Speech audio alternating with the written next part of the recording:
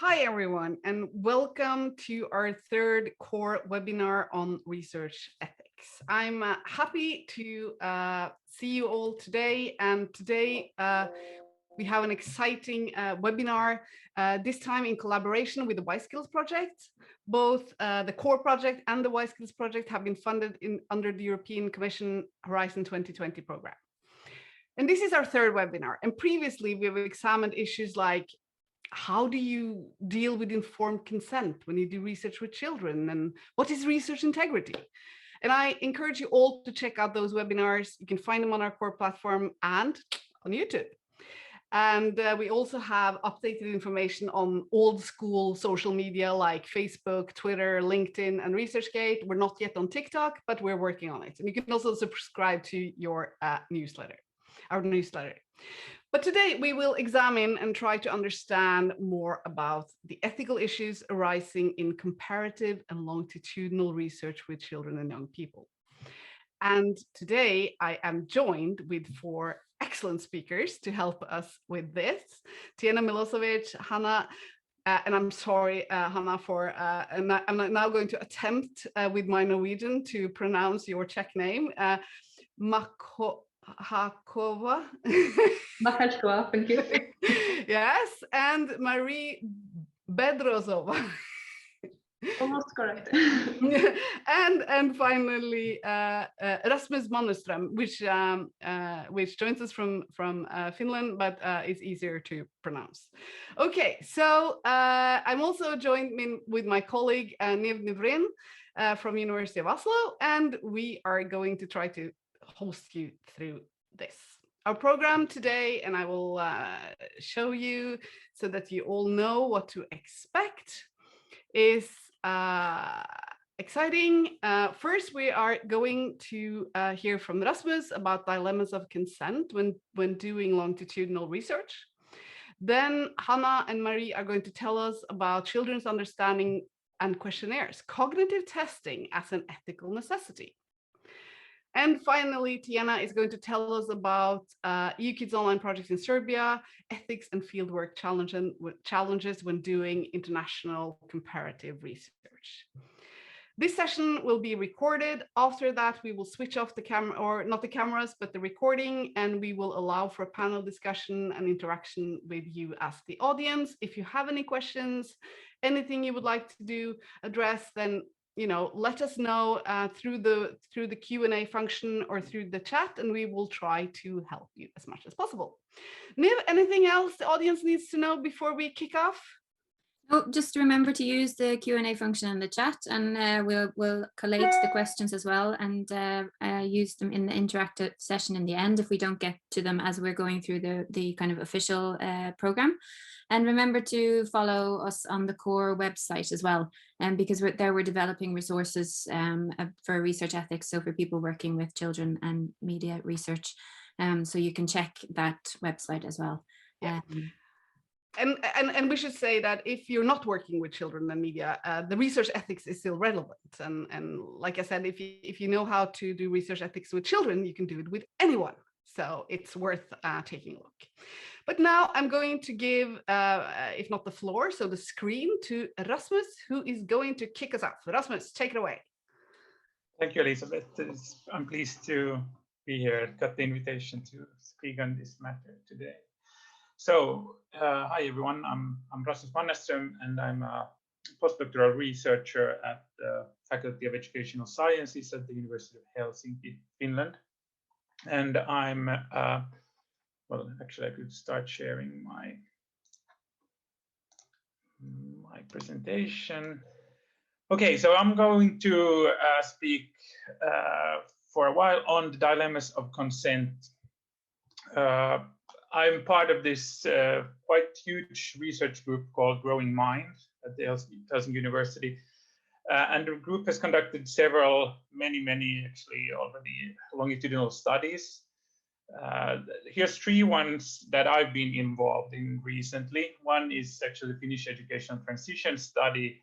It's ongoing, or actually all these 3 are ongoing. But these are all with children and young people And so since I've been involved in these, and I'm going to talk about some of the issues that have sort of come up during these studies. Of course, I think that cross-sectional longitudinal studies share many similarities. I mean, they share many of the same ethical issues and challenges, but I'm going to try to focus on the ones that are then specific for the longitudinal ones, and maybe especially with children. Then, what cross-sectional longitudinal studies share is, of course, that they the challenge is to somehow fit the requirements of the goals of the study and broader scientific and societal goals with then the individual rights and voluntary participation and informed consent and so on. But okay, let's jump right away to the longitudinal issues. Well, the ethical issues in longitudinal studies, maybe. First of all, my first ethical dilemma I would pose is active or passive consent. As probably all of us are aware or know, that the norm today, the norm kind of ethical guideline is that all research, and especially with children and young people, teenagers, must be active. I mean, the consent must be active, meaning, of course, that we need to get an affirmation from the parents that it's okay for their children to participate. In the old days, of course, it was enough with passive consent, and it was just enough to not get any response from the parents, and that was okay. What cross-sectional longitudinal studies share in this kind of issue over active and passive consent is, of course, an argument still today for the passive consent is that immediately as we introduce active consent, we'll just lose a lot of research subjects, we lose a lot of the response rates drops and so on. This is something we have noticed in several of our smaller and bigger studies, that the active consent requirement is very, very challenging. This is something that cross-sectional longitudinal studies share. However, what's maybe then more specific for the longitudinal studies is of course, for instance, our longitudinal study GAPS, Mind the Gaps, which was started before the GDPR and was started before the Finnish ethical guidelines changed. So it was started with so to say passive consent mode, and then the ethical guidelines changed, and now maybe my point here is the issue that rises is this something that should be changed in midstream? If we started the study with passive consent, is this something that we should perhaps change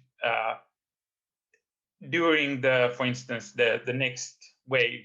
Should we introduce again a consent form which is active, which is now directed specifically to the parents, and we need the kind of the yes reply from the parents? Now,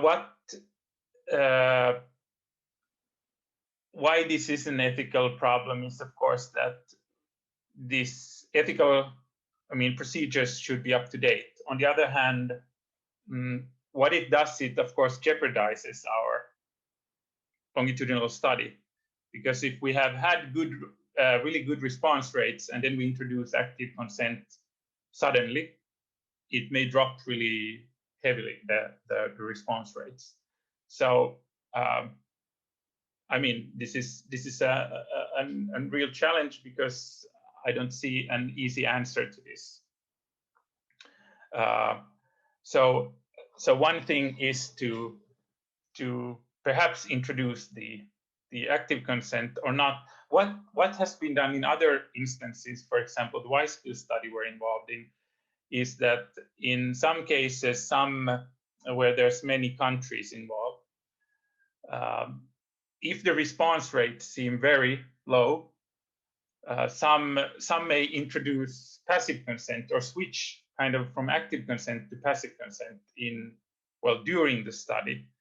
And this is, of course, a bit more problematic, since this is nothing that has been, been part of the ethical approval. It's not part of the information letter to parents and so on. And this is something that is done suddenly. And so to what degree do the parents know about this? Who should be informed and so on? And of course, this, if we change kind of mode from active to passive in the middle of the study, then of course, and I mean, respondents or their parents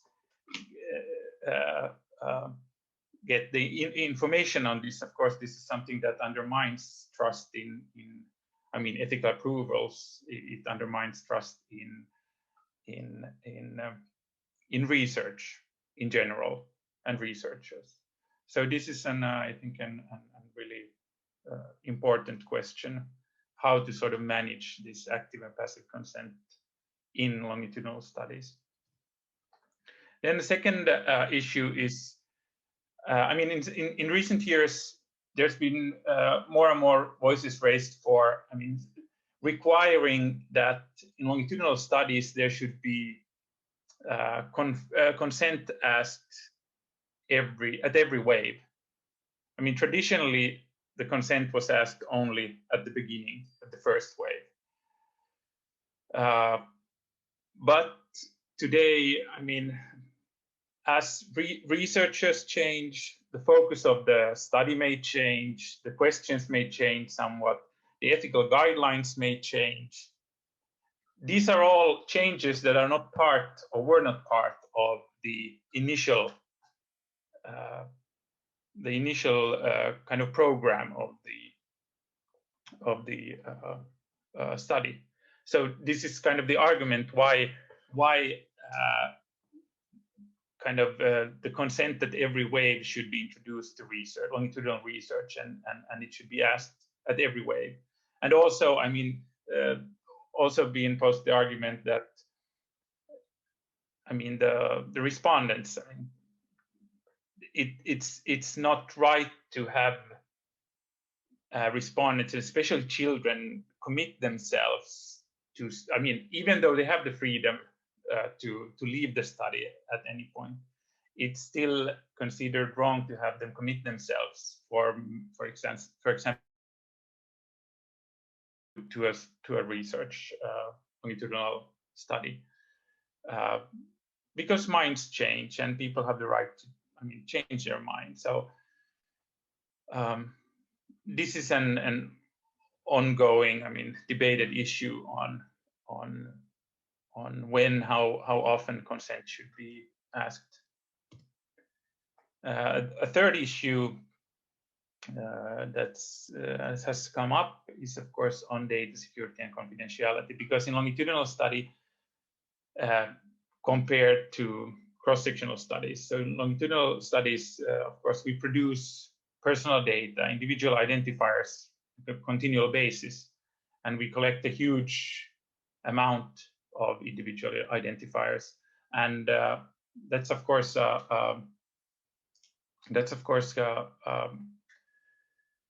a serious security issue, because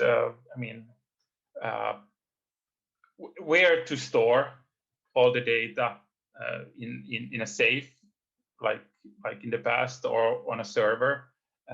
Where's the server? In what country? Who owns it? And so forth. Countries have different regulations on data security and so on. Of course, in the EU we have the GDPR today, but maybe a more practical issue here is all this kind of difficulty of coordinating the data.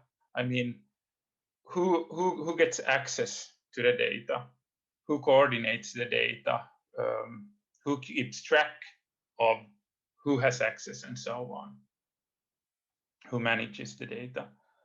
And I mean, in previous longitudinal studies I've been part of, there's been data lost. We've lost track of confidentiality agreements. We have lost track of who has access, who's in charge. Someone who has been in charge of the data has left the project, and there's kind of been left and kind of there hasn't been anyone coordinating the data at certain time points, and then it's been kind of a oops moment at some point. And of course, this data security issue is even bigger if we have to share the data between different countries. For instance, like in our ySKILLS, this ySKILLS study, which is ongoing now across 6 European countries. So here also kind of we go back to what's kind of what's part of the informed consent that participants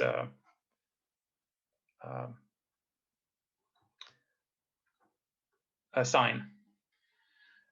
Next issue is on tracking respondents, because something we do not usually come to think of is that, well, in longitudinal study, when we have them committed, or actually at least we think as researchers that we have the respondents committed, then when they don't, so to say, show up in the next wave or the third wave, fourth wave, and so on, we want to track them. And I mean, we have to send them reminders of the research and so on. And then a question is just how far can we go in tracking them and reminding them? At what point do this voluntary participation go over to kind of cross over to coercion? When is it like forced on, and when is it experienced as forced? And this is also something that is not usually part of the info letter that they receive, and on which basis they make give their consent to participation. Then the next one is that do researchers have a duty to warn or report worrying development? I mean, compared to cross-sectional studies, in longitudinal studies, we're able, of course, to see if someone's well-being is decreasing or declining, if someone is getting more and more depressed, really worryingly depressed, for instance. What's our duty to report on this or somehow contact these people, respondents? Because this is also something that if we do this, then this should also be mentioned or somehow brought up in the information letter on the study. But if we do it, we probably will frighten a lot of respondents from taking part in the study.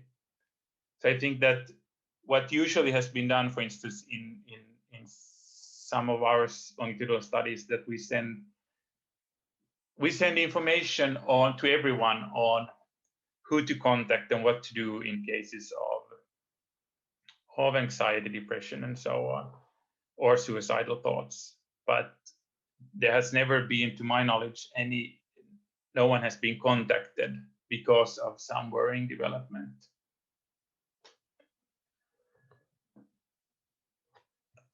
And perhaps this last one kind of ties all of these points above together, because somehow at the core is the question of how informed is the consent given. I mean, it's general practice that we don't the information letter has maybe half of the information that is being approved at the ethical committee, for instance. So they give their consent on not that much knowledge. And I mean, the question is to what degree we want to reveal our goals or what we don't know at this point when we're starting the study, and then kind of jeopardizing our research goals.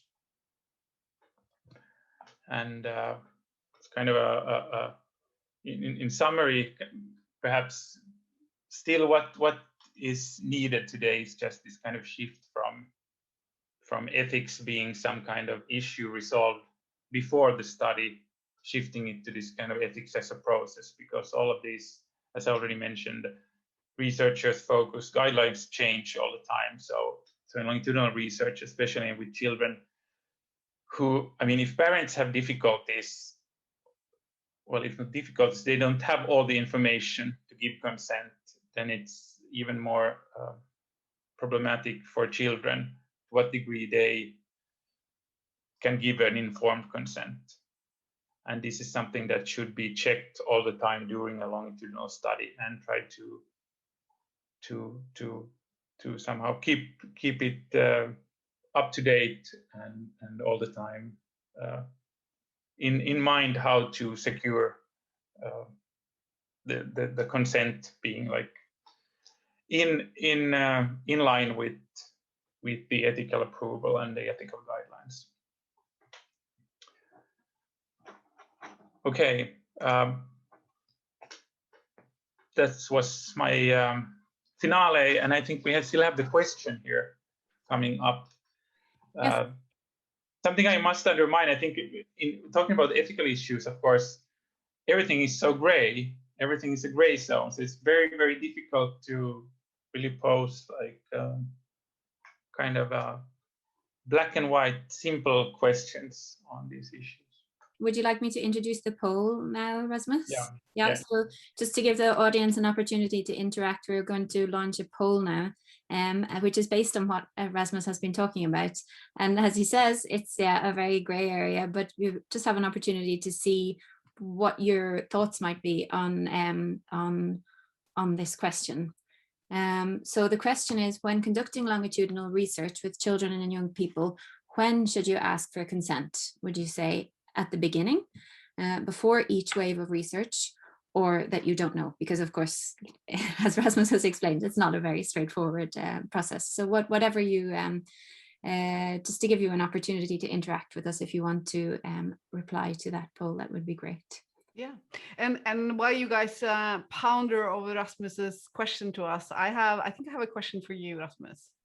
Mm-hmm. So this is one of my one of the things I worry or wonder about a lot, so maybe you can help me, is that when you have these problems, especially when you go through these long processes and somebody, like you said, data get lost or get track of respondents, or maybe consent is like you're doing research in several countries, and maybe the consent is not done in the same way in all the countries, and you merge the data. So I guess my question is, can data have some sort of inherent sin? Can we still use the data, or is it tainted by all these things that happen along the way? And I'm speaking, of course, not religiously, but ethically. What do you think, Rasmus? What do you do when you discover all these things? Do you still use the data, or? We still use the data. We haven't still crossed that gray line. I don't think so. No, I mean, I don't have an answer to that. I mean, that's something that we've been talking about. At times we talk about that in our research group. That when do we cross the line? But at least yet we haven't done that. Yeah. And of course, the problem is that as researchers, we always fall deeply in love with our data. and we don't want to break up with it once we have it.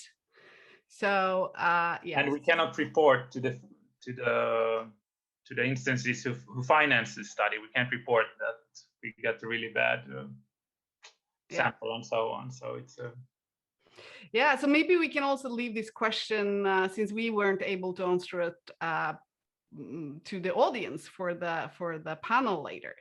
Okay, Niamh, how are we doing with our poll? Okay, so with our poll, I'll just show you the results now. You should be able to see the results. 1 second, Matt, share results. So what we have is that 27% of our audience say that we should look for consent at the beginning, 67% before each wave of research, and 7% don't know. So just don't get too hung up on the figures, but I guess most people think that before each wave of research is more appropriate. And we do have a question as well from our audience. I'm not sure, Elisabeth, do you want to take that question now, or should we wait until the end of the panel? It's from Kjartan, and it's about the quality of the data. Sure, go ahead. Okay, so Kjartan asks, should we have concerns about using data that have been collected under situations that we now deem unsatisfactory? For example, if we now say that active consent should be given for participation, is it still okay to use data that has been collected under passive consent? Can we think of a situation when data would be considered dirty and not suitable for analysis, dirty in inverted commas, of course, and not suitable for analysis because we consider it to have been collected under insufficient ethical conditions? Ooh, isn't this the big question of all research ethics? Okay, so Niamh, do you want to? Should we leave this to ponder upon, or do you want to answer? We can leave it if you want, because I think that it's going to have repercussions, or it's going to have there will be similar issues, I think, coming up in the other presentations that we have as well. But I think it is very interesting, particularly when we're thinking about longitudinal research. As Rasmus was saying, everything changes, so many things can change. So yeah, how do we ensure ethics along the way? Maybe Rasmus, I don't know, do you want to try to answer it right now? Yes, my spontaneous answer is that I would, well, it depends, but I would use something that has gone already. I mean, we have a lot of social psychological research that has been done very unethically in the 50s, 60s, and so on. I mean, we use that every day in our lectures. We tell these stories, these narratives all the time. We kind of use it. So it's also descriptive of the time when it's collected, and maybe for me this is not that difficult issue for me. I use it, but then as guidelines change, then we just start applying the new ones now. From now on, I mean. And I think maybe we could say that we know that research with children has a long and very complicated and dark history of using, or researchers using children for unethical purposes. I remember reading once an old Swedish study where they said they would use children from orphanages because they were cheaper than cows for some experiments. So I think that not perhaps we have agreed that not all data can be reused, but maybe some. Let's hear after Hanka, Maria, and Tijana has presented. Maybe it will become clearer. So let's go on to the next presentation, and I would like to welcome then Hanka, or Hanna and Marie. Hanna is an associate professor and researcher at the Department of Psychology and the Department of Media Studies and Journalism at Masaryk University in the Czech Republic. And Marie is a PhD student and editorial assistant at the Faculty of Social Sciences at the same university. We're very excited to have you both here and really look forward to your presentation. Thank you very much. We are now going to a bit different topic, but still we are remaining in the area of ethics. And we would like to say something about cognitive testing from the point of view of ethical approach to the research. And sorry. Yes. I will start a bit broader because sometimes cognitive testing, which will be introduced a bit later into detail, but basically is this thing of the understanding of the questionnaire is something which is taken mostly from the methodological point of view and is taken as something which we should do methodologically, but it has a huge and very important ethical dimension. Because when we are constructing some questionnaire, we usually have some research goals, we have some research aims. They kind of determine our questions, why we are asking about some things, what we are asking about them. And then, of course, when we are developing the questionnaire, we also need to think about how we are asking this question.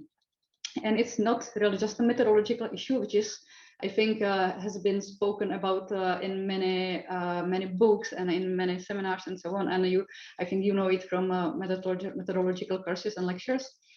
But it's also very salient ethical issues, because how we are asking and what we are asking is determining what answers are we getting. What are our findings? And if you want to understand children and we want to say something about children and their experiences, we need to ask properly, and we need to make sure that children basically understand us. But who are we as these experts or people who are asking? We are adults, we are researchers. I'm from Czech Republic, but I'm also developing questionnaires for other countries. We can be asking about TikTok, but I do not use TikTok. So what is my point of view on these things? And basically there's this gap between us as adults and experts and so on, and children and their reality. And this gap can be quite big, quite huge.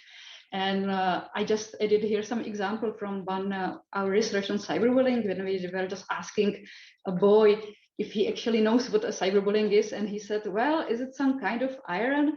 And it was quite surprising for me, because I saw the term everywhere and I thought this is something which everybody knows. But of course, the understanding of children is a bit different. So why ethical necessity? It's if you really want to understand children's experiences, in the questionnaire and in our questions, children must understand these questions, and they need to be able to provide these answers which reflect their experiences, and not only our expectations and what we are thinking about using TikTok and so on. And it's our huge responsibility to ensure that the children are in this way involved in the research, specifically here the construction of the questionnaire, and we need to ensure the children have a voice in how and of course what are we asking about. So thank you. Now I will talk a little bit more practically about what cognitive testing is and why it is necessary and how we can do it. So just to start, cognitive testing is a form of pre-testing of our questionnaires by involving children as representatives of our study group, of our target population. And the goal is to find out if intended meaning of the questions we are asking is similar to their understanding, to their interpretation of it. And to find out if there are any problems with understanding or any barriers to providing answers.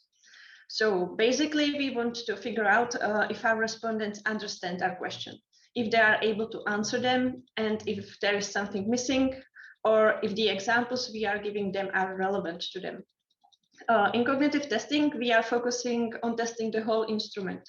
So we are focusing on testing understanding of the concepts we are asking about, but also on the item wording, on sentences, answer scales, and the whole design of the questionnaire.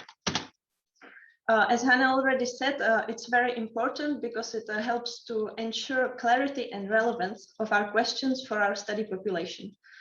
In our case, it's children, so from now on we will be talking more about children and give some examples from surveys with them.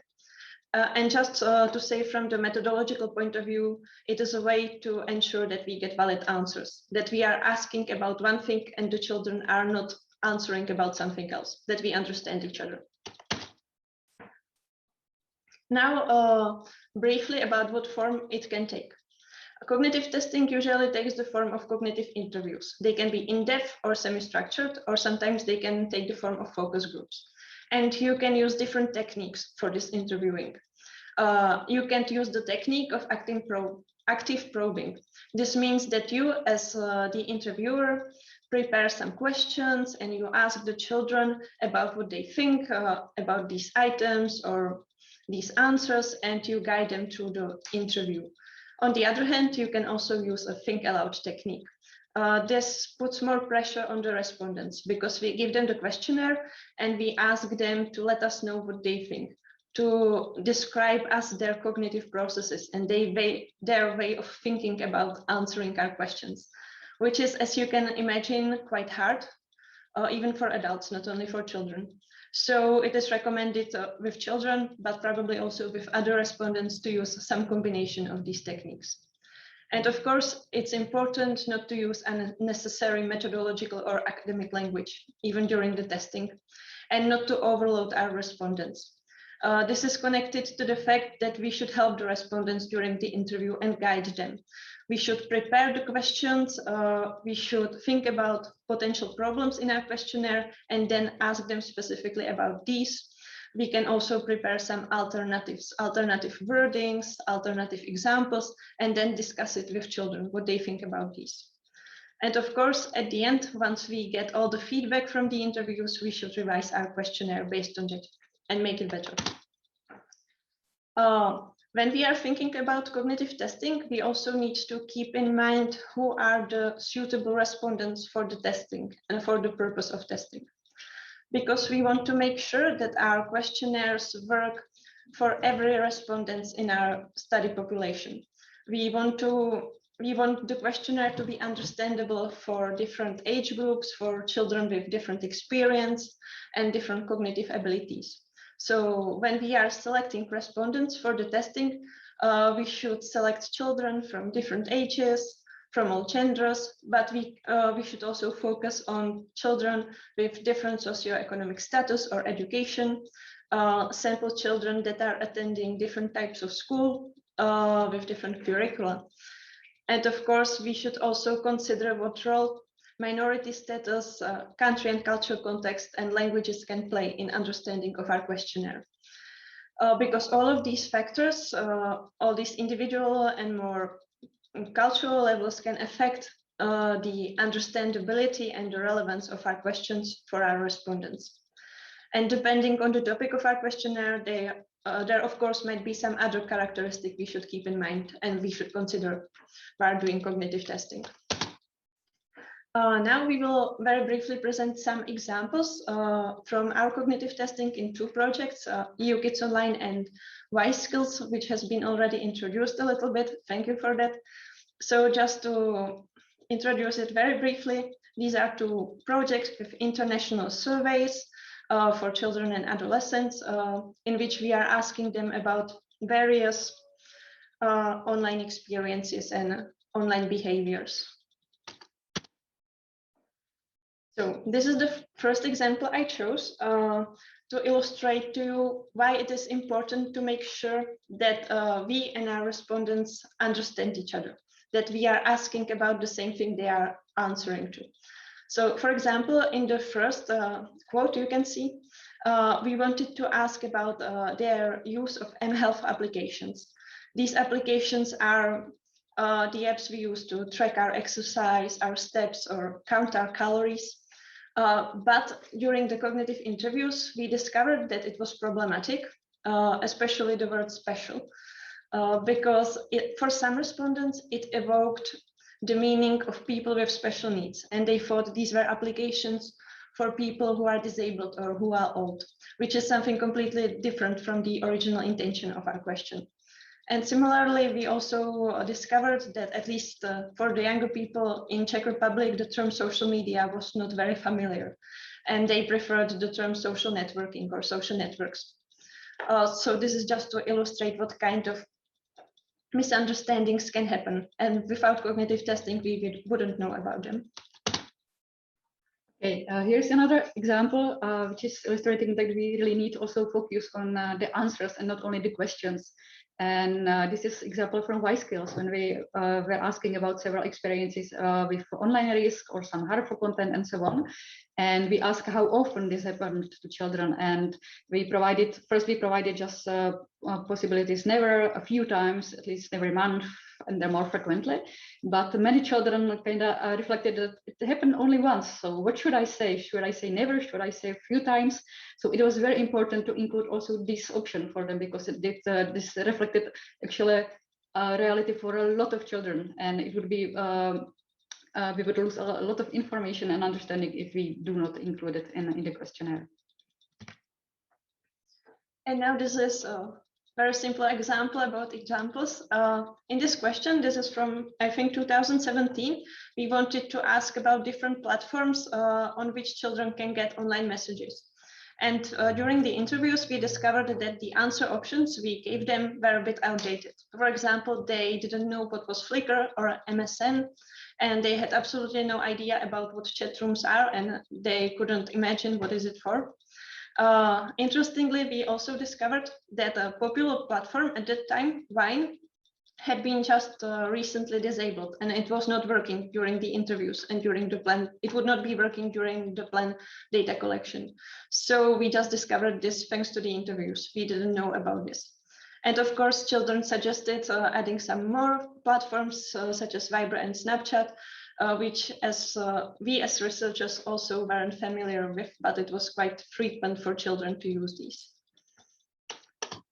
And final example is about, we ask about sexual content, exposure online, and about sexting. And we get some feedback from the children, and for some of them it was quite sensitive. Other children didn't have any problem with that. So, but we needed to take care of these children who felt a bit strange about answering these questions. So we had to really rework some of the instructions, and we paid attention to make sure that they know that it's not something non-normal if they experience it. It's okay. It's okay if I have experience. It's okay if I do not have experience. So we also need to take it into account and as our responsibility to make sure that children are okay with filling in our questionnaire. And just to conclude, as useful tool cognitive testing can be, it also has many limitations. For example, as I already said, it is very hard to think about our cognitive processes and to express our cognitive processes. So we need to keep this in mind while conducting the interviews, and we should not pressure our respondents to give us answers to everything, to give us feedback about everything. It also has the limitations of qualitative approach because we only do interviews with selected individuals. And in the end, it's a very different situation from the actual data collection with the survey. In the interview, we are asking our respondents to try to find some problems, and they always find them. You will receive a lot of feedback. Sometimes it's even contradictory feedback about some minor things. So it is up to us as researchers to decide what is crucial, what needs to be revised in the questionnaire, and what doesn't have to be revised. So that's our role as well. And that was all from us. Thank you very much for your attention. But before we end, we prepared a little exercise for you. We would like you to imagine you want to ask children in questionnaire about the Internet of Things. You can see the definition of what Internet of Things is on the left. And our question is, how would you proceed? What do you think would be a good practice of formulating such questions about this? And what do you think should be avoided, for example? I'm not sure if there is time for this now. Maybe it is for the later discussion. Let us know. Thank you so much, Hanna and Maria. Maybe if there are immediate responses from the audience, we can take them. We can take them now, but also we can also wait for the discussion as well. So we'll just wait and see if there are any comments or responses coming in first. Yes, and I think maybe we can invite those of the attendees who would like to have a go at this. You can also write it in the chat or in the Q&A, and we can see and perhaps also discuss. I don't know how would I proceed. I mean, even though you do, it's always very hard. It's like making the questions. While the audience is pondering on this question and trying to see if they can answer it for themselves or give input to Hanna and Marie, I just wanted to comment and say, so I think your presentation is an excellent reminder about how connected methods and ethics are. And in order to get good data, you also need to ensure the good ethics. And the balance of that is always slightly hard. And so one of the things that I know, and we are all three involved in the ySKILLS Online project, and we've collected lots of data there, is that one of the challenges, because when you do international research projects, comparative data across cultures, across countries, is that children sometimes feel that the questions is, like, we as researchers, they will interpret as we're looking down on them. Like we come from a place where we sort of feel better, because it doesn't always translate as good between cultures. So I wanted to, and I've experienced this same many times myself, but I wanted to ask you if you have, like, do you have any worst case? Like, do you have any cases or things that you've discovered in your research and in this project that's kept you awake, where you thought, wow, we shouldn't have done this, but now we've learned, that you want to share?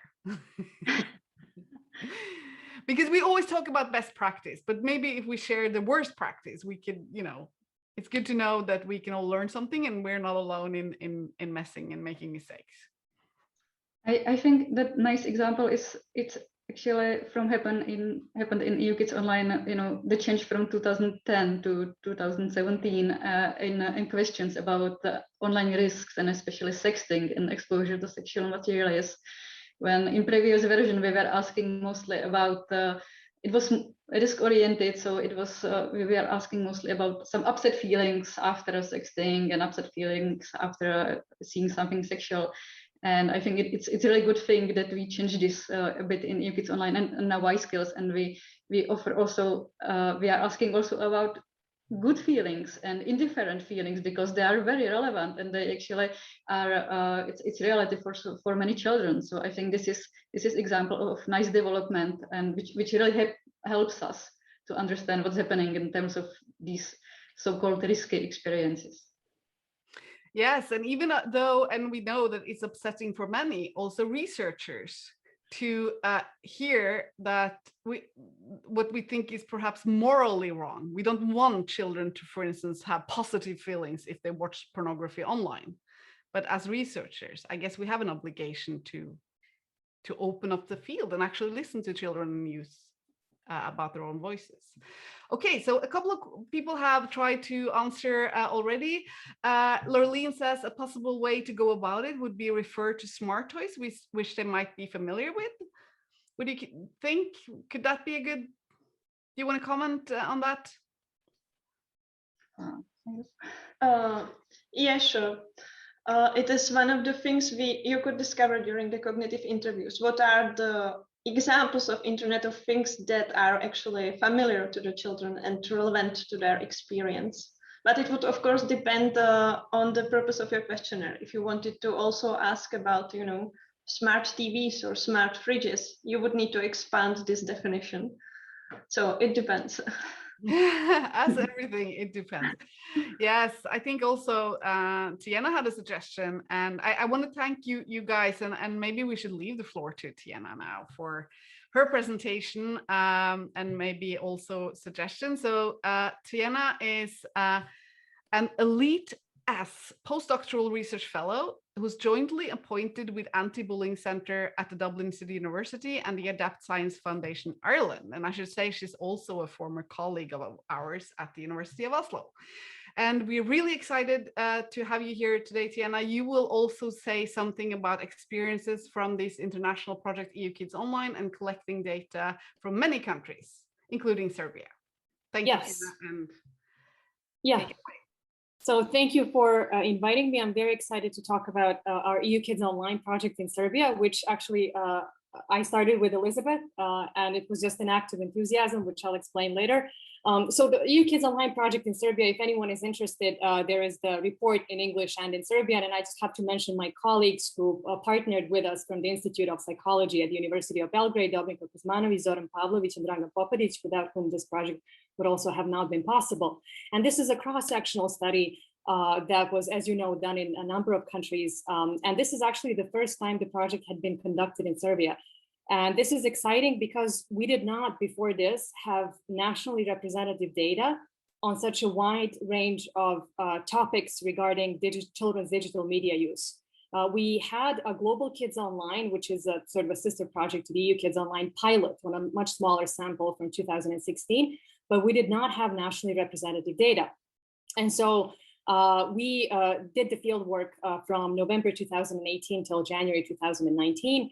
And we, as I said, started off with this idea that we would like to have this data, and the funding came from the University of Oslo, from Elisabeth's travel grant and mine.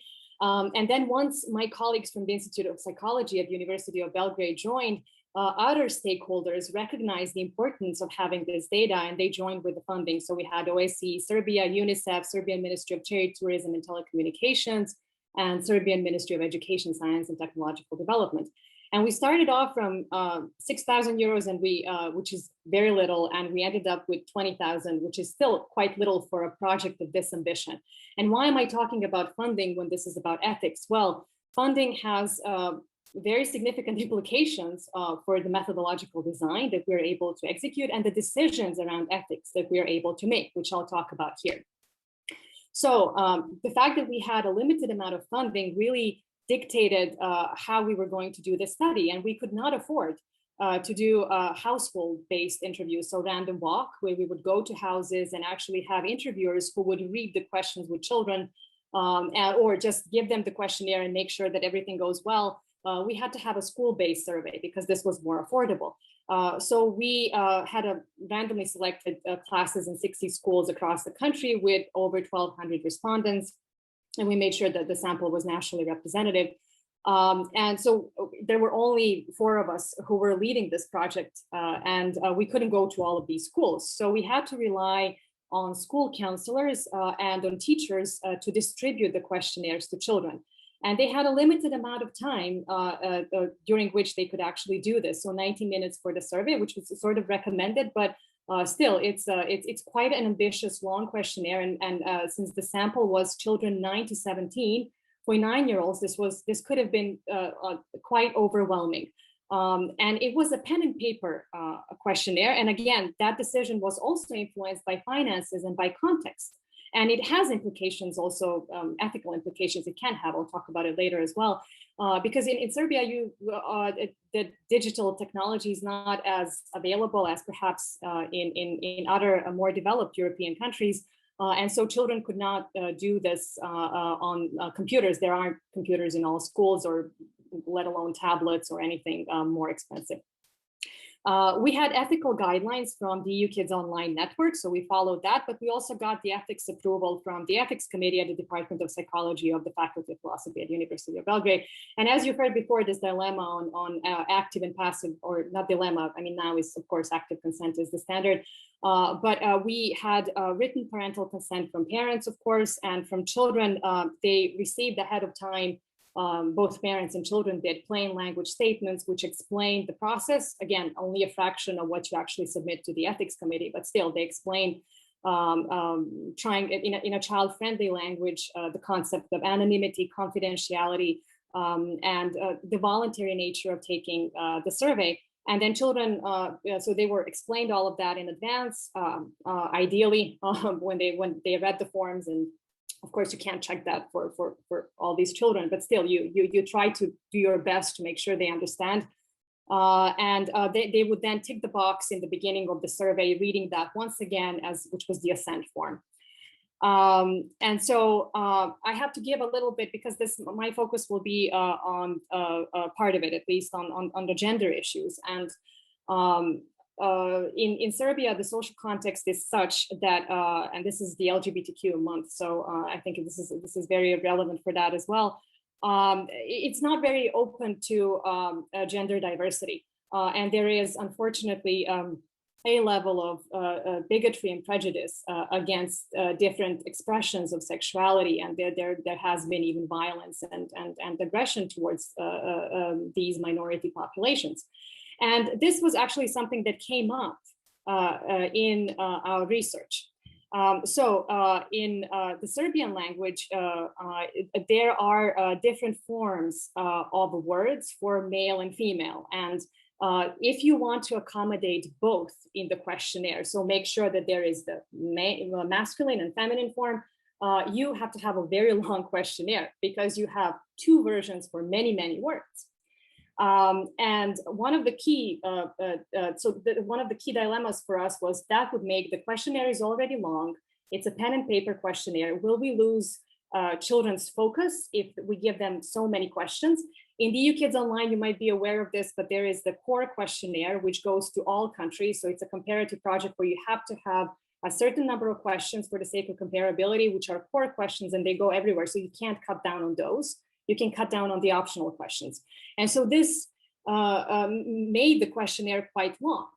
And then the gender, sexuality, so just to backtrack, there is sex, of course, refers to biological traits like male, female, boy, girl, whereas gender implies cultural meanings attached to being masculine and feminine. And in Serbian language, there are two words for those as well, two different words. So one of the key core questions was, are you a boy or a girl? And then we also, in the questionnaire, in the core questionnaire, you had answer options, don't know or prefer not to say. And so we were thinking, of course, we have to include those, but in a very, in an environment that is quite conservative or prejudiced, these prefer not to say or don't know could be laughed at. And also it could raise eyebrows with perhaps more conservative school institutions or parents as well, which could affect their willingness to allow to children to actually participate in the survey. And another issue that was quite relevant and interesting is there was this key question which asked children, what kind of a family do you live in? So do you have a mother and a father? And then there were answer options that said 2 mothers and 2 fathers. And that is very uncommon in Serbia, but at the same time, that answer option could again raise eyebrows and sort of be met with a certain degree of prejudice, which we were concerned with.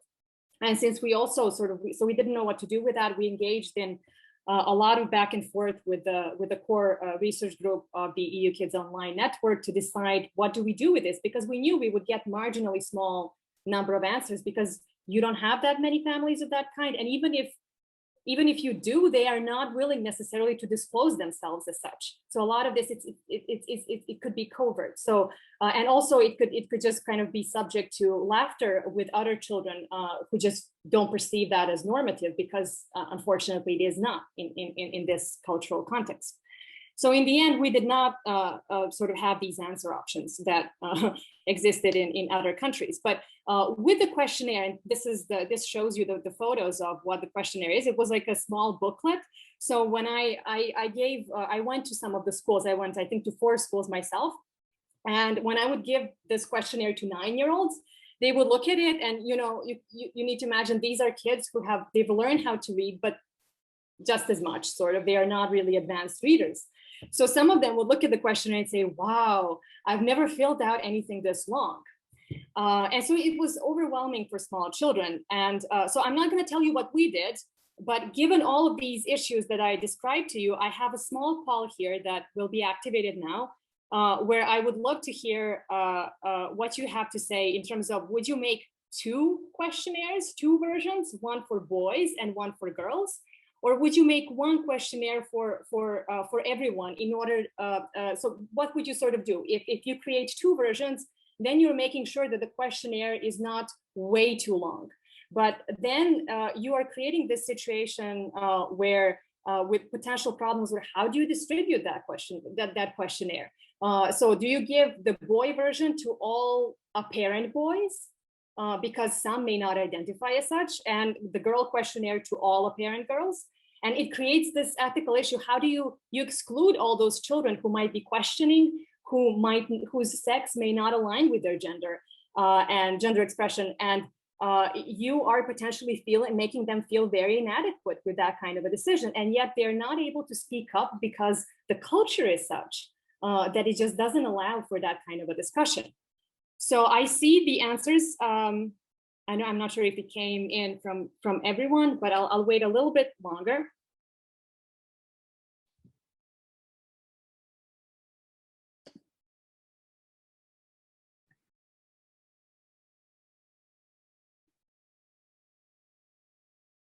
Okay, so I see that, yeah, if this is, or are answers still coming in? Okay, so you're reviewing the poll results. Yeah, sorry, Niamh. Yeah. Yeah, so 60% says keep the longer version, whereas 24% says create 2 shorter versions, and 18% says that they don't know. Well, I have to disappoint the majority and say that we actually created 2 versions of the questionnaire in the end. It was just a lot more manageable, and we had a back and forth with, I'm not saying this is the best decision, but it's in the end, after a back and forth, we just, in the sense, I guess we prioritized the fact that we had a limited amount of time, and especially with smaller children, it would have been an issue to sort of go through all of that. So that's what we have done. We can discuss that later, and I encourage the discussion, and you can definitely criticize. But yeah, those are some of the difficult challenges that I actually haven't thought of before we did this project. So I'm just going to tell you a little bit more about other things, very interesting things that happened. I'm just going to shut this down because I'm not sure if you're seeing the poll. I shouldn't be seeing the poll. And just minimize me. Yeah. So as I said, we had funding from the University of Oslo, from Norway, and in the schools that in one of the schools where I went to, and actually this was a school just outside of Belgrade, but it was a rural community.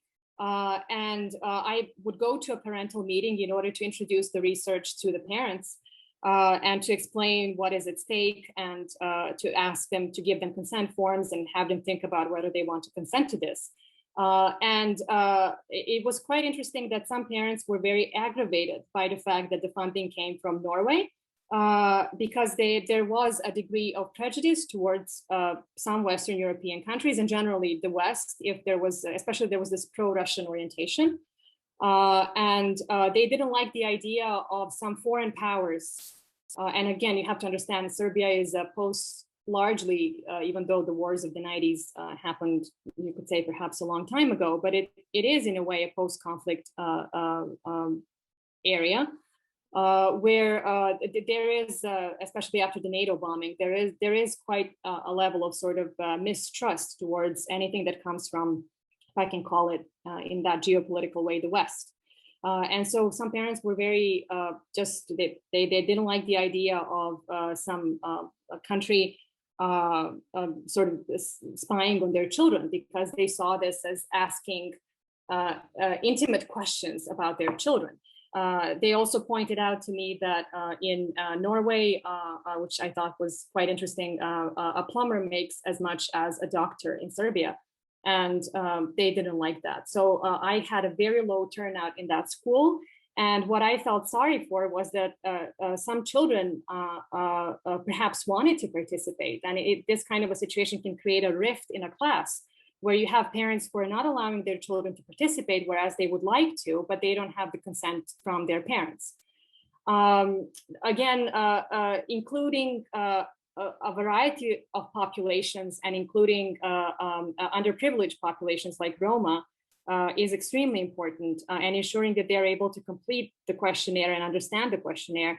And in another school that I went to, there was a considerable minority of Roma children who typically are older for their class age group. So they go to the same class, same class twice, 2 years, because they don't pass all the exams. And these kids had difficulty reading. So they just couldn't read the questionnaire on their own. And when all the kids finished, I stayed with them longer and read out loud the questions to them, and then they would circle their answers. And some of them found it very, very difficult, and still couldn't complete the whole questionnaire, because after a certain time, the teachers kind of kicked me out and said, no, your time is up. You now really have to go. We have other classes. And these children, their answers are not fully captured. But at the same time, when you put them in a fenced kind of an environment in the back of the group, where you tell them sort of, and you read to them, you also emphasize in a way, and I felt that, their difference and the fact that they are just lagging behind, which I think made them definitely feel uncomfortable, which of course we didn't want to do, but it happens. And of course, there's the issue of around freely given consent. Sometimes I wondered, is and I've seen this actually in Norway as well. Sometimes teachers are very eager for the kids in their class to participate, either because they want them to be agreeable, or they want to sort of show that they're doing due diligence and that they're a good class. So sometimes kids might not be that prone to really participate, but they do because they feel that they should. Sometimes, on the other hand, I've also seen that there are some kids who just say, because either it's like a social positioning thing. Sometimes a child, when I had debriefings in Norway when I was doing research with children, sort of telling them what the research involves, and some kids would just like to say, you know, oh, this is just not cool, I'm not doing this. And then if that child is popular, others might follow suit, even though they might be willing and actually really interested in participating. So it's difficult. This meaning, going back to the first presentation, this meaning of active consent and freely given consent, and what does it actually mean, is a complicated issue. Again, some questions trigger discomfort, like the socioeconomic status question. We have this in the yKILLS. We have this question. It's a ladder which asks children on a ladder sort of 0 to 10, and it shows them a ladder. Where does your family belong? Like on the upper end of the ladder are the families that have more money and more education, and on the lower end are the families that have less money and less education. And some kids just in the schools where I went to didn't understand this. So I would explain it to them. They would ask me, what does this mean? And I would explain, and you can tell that their face, it changes, and they feel uncomfortable by the fact that they now have to put themselves somewhere low. And sometimes I can tell that they don't want me to see that answer. And then also there's the issue of sexual content related questions, which about exposure to sexual content, which in more conservative environments could raise eyebrows with principals and teachers and with parents as well, who may be thinking, well, my children should not be answering these types of questions. And finally, in a pen and paper survey, it's very easy to look over at someone else's survey. So for questions that are sensitive, you have to be super vigilant, of course, that children don't look at each other's answers, which is not always so easy to have that control in a larger class. So I think I went over my time, and I thank you, or I hope that I'm at time at least. Thank you. I'm looking forward to the discussion. Thank you, Tijana. Wow, it's very interesting, and as a Norwegian, I must say, slightly disturbing. Yes, I don't even know where to start, but I think I'm going to just now really encourage all of the audience to post questions or comments, or I'm just going to ask, are you guys surprised? All these, you know, political issues, gender issues, and not to mention what we haven't really talked about much, but this as the ethical aspects of funding and how that actually plays into what we can do, our methods, the questions we ask. If principals say this is, you know, I don't want children or my students to be asked this, or I don't want parents to deny it, then yeah, it's very complicated.